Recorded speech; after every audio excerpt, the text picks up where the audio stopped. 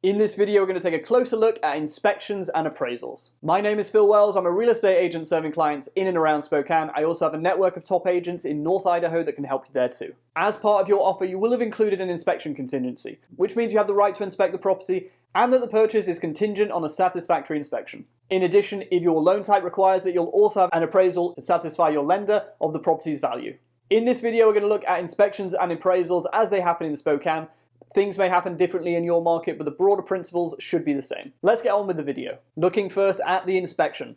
An inspection is your opportunity to have a professional look at the property from top to bottom and report back on the critical elements of the house, such as the roof, the HVAC system, the water heater, and the foundation, for example. Having an inspection done only costs you a few $100s, but is potentially worth its price 100 times over.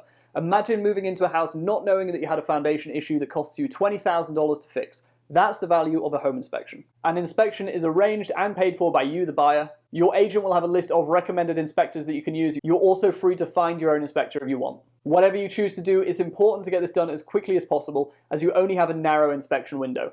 In Spokane, your inspection window is only 10 calendar days, and that includes the time you need to get the report back too. Once your inspection report comes back, we'll look at it together and figure out how we're going to respond to the sellers. We have 4 ways to respond. We can accept the condition and move on to closing, which is what we want. We can require additional inspections. For example, we might want a plumber or an electrician to go in there and give their opinion on the property or give a quote on work. We can request modifications to the contract or repair. For example, you might request that the seller reduces their purchase price, conducts some repairs prior to closing, contributes towards your closing costs, or any combination of those things. We can reject the condition of the property, for example, if we find that foundation issue, and we can walk away from the contract. Looking now at appraisals. If your loan type requires it, for example, if you have a VA or an FHA loan, then your appraisal will take place after your inspection. The reason for doing it in this order is so that you don't pay for an appraisal, then find out while your inspection is going on that you've got a foundation issue and want to walk away from the property. An appraisal is ordered by the lender but is paid for by you, the buyer. An appraiser will visit the property and make sure it meets certain habitability criteria.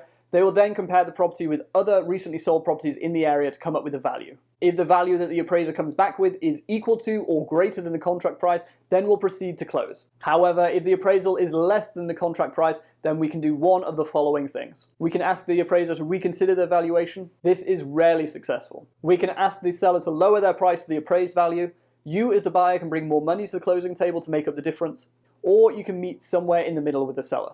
How this plays out is entirely dependent on each party's motivations and their circumstances, and that's the value of your agent to find out what the seller's circumstances and motivations are. That'll do it for this video. There's a lot more that goes into inspections and appraisals, but now you've got a good idea of where they fit into the process. Again, my name is Phil Wells. I'm a real estate agent in Spokane. If you or anyone you know is looking at moving to Spokane, then please contact me. Until the next video, thanks for watching.